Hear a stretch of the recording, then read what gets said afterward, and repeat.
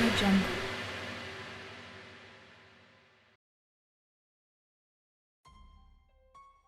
अस्सलाम वालेकुम प्यारे दोस्तों, जुल्फी नॉलेज लैंड वर्ल्ड में खुश आमदीद। गाजी नॉवेल।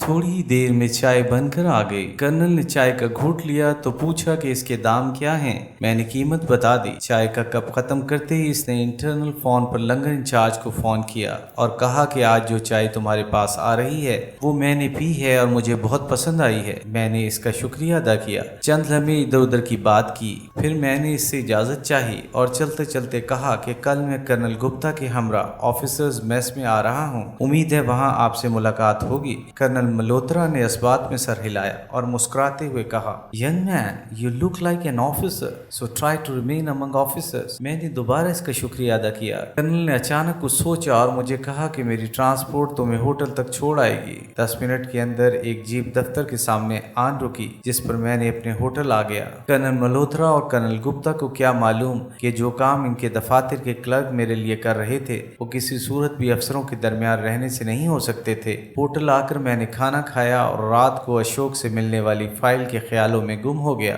शाम 7 बजे के करीब अशोक ने इस्तकबालिया से मुझे फोन किया। मैंने इसे कमरे में आने को कहा। वो सिविलियन लिबास में था और इसके हाथ में एक हैंड बैग था। मैंने गुज़िश्ता रात की बची हुई शराब इसके सामने रखी। वो घबराया हुआ सा था।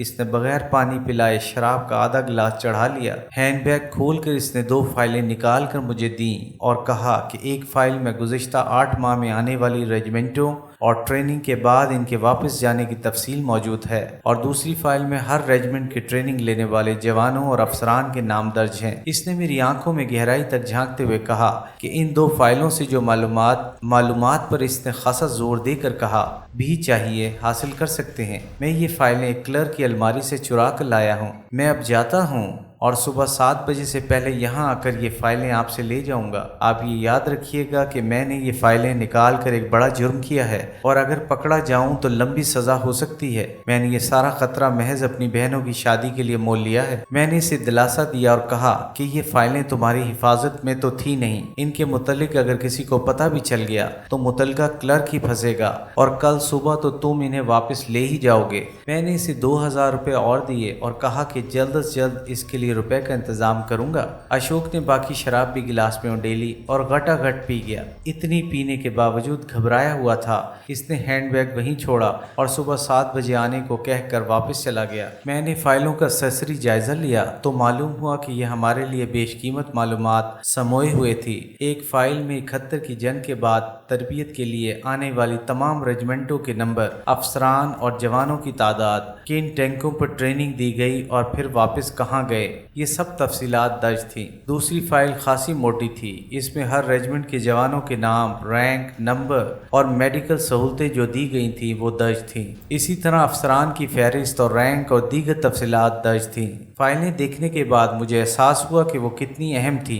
मैंने फौरी फैसला किया कि बजाय इन फाइलों की तफसीलात नकल करने के क्यों न ये दोनों फाइलें ही पाकिस्तान भिजवा दूं। मुझे यकीन था कि मेरे सीनियर्स मेरी इस कामयाबी पर उछल पड़ेंगे जब इन्हें असल फाइलें मिल जाएंगी। मैंने फौरी तौर पर सामान पैक किया, होटल का बिल अदा किया और बसों के अड्डे की तरफ रवाना हो गया। अब मैं कुछ घबराया हुआ था कि खुदा न खास्ता कामयाबी का ये खेल कहीं बिगड़ न जाए। ये तो मुझे यकीन था कि अशोक सुबह मुझे होटल में मौजूद ना पाकर मेरे मुतल्लिक बहुत कुछ समझ जाएगा, लेकिन चूंकि वो खुद इसमें मुलविस था इसलिए किसी को भी मेरे बारे में ना बताएगा। एडीओएस और कैंप कमांडेंट मेरे मुतल्लिक किसी तरह भी शक का शिकार ना होंगे और ना ही श्याम। एहतियातन मैंने होटल से चलते हुए इस्तकबालिया क्लर्क को बता दिया कि एक इमरजेंसी की वजह से फौरी तौर पर बम्बई जा रहा हूँ। अगर कोई मेरे मुतल्लिक पूछे तो यही बता देना। बसों के अड्डे पर मालूम हुआ कि एक बस अड्डे से अभी निकली है और नहर के पुल के पास सवारियां लेने के लिए खड़ी होगी। अड्डे से ही मैंने 2 साइकिल रक्शे लिए, एक पर सामान और दूसरे पर खुद बैठकर इन्हें पूरी रफ्तार से नहर के पुल की तरफ चलने को कहा। मैंने इन्हें कहा कि दोनों को 50-50 रुपए दूंगा अगर वो बस की रवानगी से पहले नहर पर मुझे पहुंचा दें। 50 रुपयों के लालच में इन्होंने साइकिल रक्षों को मोटरसाइकिल रक्षा बना दिया। नहर के पुल पर बस अभी खड़ी थी। मैंने टिकट लिया और सीट पर बैठकर ये दुआ करने लगा कि किसी अनहोनी से पहले ही महफूज मुकाम तक पहुंच जाऊं। बस टूटी फूटी सड़क पर हजकोले खाती रवाना हुई और करीबन 5 घंटे के सफर के बाद औरंगाबाद पहुंची। दिल्ली जाने वाली गाड़ी की आमद में करीब 1 घंटा बाकी था। मैंने जानबूझकर मित्रा का टिकट लिया और गाड़ी के इंतजार में खाली और अंधेरी जगह पर बैठ गया। गाड़ी सही वक्त पर आ गई और मैंने एक खाली सीट पर कब्जा जमा लिया। इस वक्त मैं बिल्कुल खाली ज़हन था। बस एक धुन ही दिलो दिमाग का अहाता किए हुए थी कि ये फाइलें जल्द से जल्द पाकिस्तान पहुंच जाएं। एक बात यहाँ तहरीर करना ज़रूरी समझता हूँ कि मेरी एजेंसी दुश्मन मुल्क में इंतहाई गहराई बल्कि आखिरी कोने तक जाकर काम करती है, जबकि बॉर्डर पर तैनात डिवीजन के फील्ड इन्वेस्टिगेशन यूनिट बॉर्डर की दूसरी तरफ दुश्मन के डिवीजनों के मुतल्लिक मालूमात हासिल करने की कोशिश करते हैं। इन फाइलों के जरिए जहाँ तक दुश्मन के आर्मर्ड डिवीजन 10 इंडिपेंडेंट ब्रिगेड का ताल्लुक है, इनकी रेजिमेंटों की ट्रेनिंग, किन नई टैंकों की किन रेजिमेंटों की सप्लाई के मुतल्लिक 71 की जंग के बाद हर बात रोज़े रोशन की तरह आया हो गई थी और FIU का काम बहुत सहल हो गया था। जू गाड़ी दिल्ली की तरफ बढ़ती गई, मैं नॉर्मल होता गया कि मैं डेंजर जोन से बाहर आ गया था। अगरचे पूरा भारत ही मेरे लिए डेंजर जोन था, लेकिन अहमदनगर से इतनी अहम मालूमात क्लासिफाइड फाइल्स के साथ खैरियत से निकल आना बिल्कुल सांप के बिल से बखैर आफियत निकल आने के मुतरादिफ था। रवानगी के वक्त से लेकर अब तकरीबन 24 घंटे से ज़्यादा हो चुके थे और सुबह सादिक का वक्त था जब गाड़ी दिल्ली पहुंची। मैंने टैक्सी ली और सीधा लोधी होटल जाकर कमरा ले लिया। दिन चढ़े तक सोता रहा, फिर नाश्ता वगैरह करके कोरोनेशन होटल फ़ोन किया। ट्रांसमीटर वाले साथी को शाम के 4 बजे कनाट पैलेस के एक रेस्टोरेंट में मिलने का कहा। बाकी साथियों की खैरियत इसलिए फ़ोन पर न पूछी कि होटल में वो अजनबियों की सूरत में ठहरे हुए थे, सिर्फ ये पूछा कि और सब ठीक हैं, और इसने कहा हाँ। मुझे अशोक का बार बार ख्याल आता था कि अपनी कितनी मजबूरी के बायस इसने ख़तरा मोल लिया, और अगर इसके अफसरान को इसकी इस हरकत का पता चल गया तो इसका क्या हशर होगा। इस ख्याल के साथ ही मुझे सकूत ढाका, भारतीय फौज और मक्ती बाहनी के मशरकी पाकिस्तान के बेगुनाह शहरियों और फौजियों के साथ बर्बरियत की इंतहा से भी ज्यादा मजालिम के मनाजिर एक तेज फिल्म की तरह मेरे दिमाग में घूम गए। वो लाखों जख्म जो हमारे दिल और हमारी रूहों पर लग चुके थे, इनमें से मैंने सिर्फ एक पर मरहम रखा था, और साथ ही मुझे ये मकूला याद आ गया कि जंग और मोहब्बत में हर चीज़ जायज़ है। और हमारी एजेंसी का एक मकूला था कि हम ज़माने अमन में जंग करते हैं और जंग के दौरान अपनी की हुई जंग के नताइज देखते हैं, और मैं इस वक्त हालत जंग में था। शाम को जब मैं रेस्टोरेंट पहुंचा तो ट्रांसमीटर वाला साथी पहले से मौजूद था। मैंने मुख्तसरन से बताया कि मैं अपने मिशन से कामयाब लौटा हूं। मैंने अपनी बाकी साथियों के मुतल्लिक पूछा तो इसने कहा कि आपकी गैर मौजूदगी में हमने कई मुफीद मालूमात इकट्ठी की हैं, जिनके मुतल्लिक हम सब आपको अपनी कारकर्दगी के बारे में बताना चाहते हैं। मैंने इसे कहा कि बाकी तीनों और तुम अगले रोज़ ठीक इसी वक्त इसी रेस्टोरेंट में आ जाना। इस वक्त तो सबसे ज़रूरी और अहम काम यह है कि ट्रांसमीटर पर पैगाम भेजना है। क्या तुमने अपने होटल से ट्रांसमीटर पर आजमाइशी राब्ते की कोशिश की है? इसने असबात में जवाब दिया। तो मैंने इसे कहा कि अभी होटल चलो, मैं पैगाम लिख कर देता हूँ, इसे मेरे सामने ट्रांसमिट करो। हम दोनों इकट्ठे कोरोनेशन होटल पहुँचे। बाकी साथियों को पता भी नहीं चला और हम ट्रांसमीटर वाले कमरे में दाखिल हो गए। कमरा एहतियात से बंद किया। ये कमरा होटल में दूसरी मंजिल पर कोने में था। हमने खिड़कियां खोल दी। मेरे साथी ने ट्रांसमीटर निकाला और कमरे की बिजली से इसे चालू करने लगा।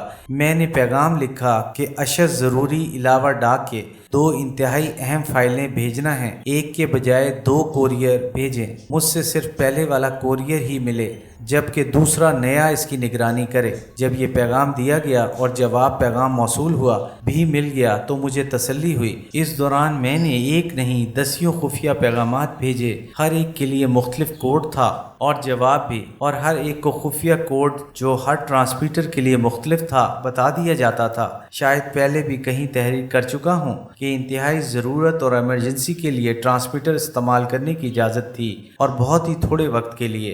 भारतीय एजेंसियों को भी इल्म था कि पाकिस्तान से भारत पैगामात ट्रांसमिट होते हैं। इन्हें शायद हमारी 1-2 फ्रिक्वेंसीज तक रसाई भी हो चुकी थी, इसलिए ट्रांसमीटर के इस्तेमाल में इंतहाई एहतियात बरतनी लाजमी थी। भारत के पास ऐसे आलात थे जिनसे ट्रांसमीटर के महलो वकू का पता चलाया जा सकता था।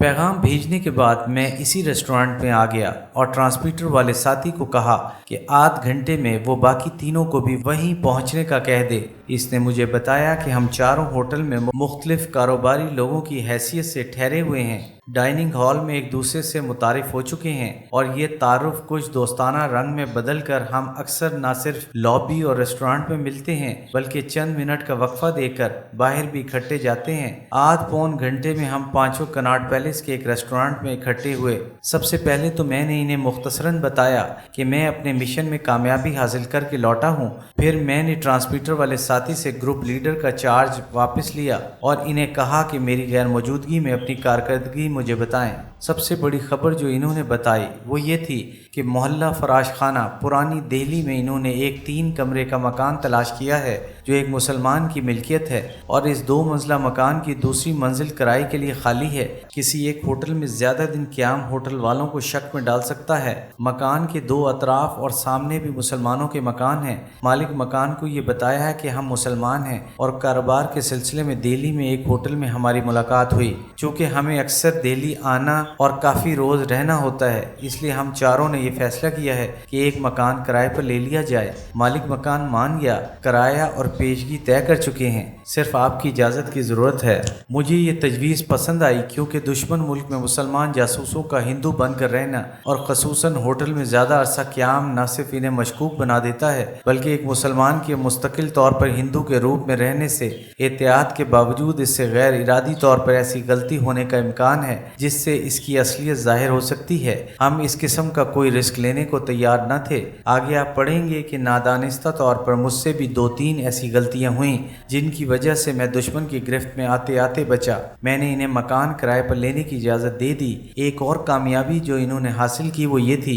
کہ بھارتی آرمی چیف کے ہیڈ کوارٹر کے باہر موبائل اور اسٹیٹک نگرانی کر کے انہوں نے ہیڈ کوارٹر میں کام کرنے والے چند سویلین اہلکاروں کی دفتری پوزیشن اور رہائش گاہوں کا پتہ چلا لیا تھا۔ یہ خاصی اہم معلومات تھیں جو ہمارے آئندہ مشنوں میں بہت مفید ثابت ہو سکتی تھیں۔ تربیت یافتہ فوجی تو خاصے محتاط ہوتے ہیں لیکن سویلین ملازمین بالکل ہمارے سویلین ملازمین کی طرح بے پرواہی برتتے ہیں اور انہیں قابو کرنا نسبتاً آسان ہوتا ہے۔ کچھ اور معلومات بھی انہوں نے مجھے دیں اور قریباً 1 گھنٹے کی میٹنگ کے بعد ہم نے اپنی اپنی راہ لی۔ میں نے انہیں 2 دن بعد اسی جگہ پر اسی وقت ملنے کو کہا۔ ان 2 دنوں میں انہوں نے مکان کرائے پر لے کر شفٹ کرنا تھا۔ ایپیسوڈ 10 اختتام پذیر ہوئے۔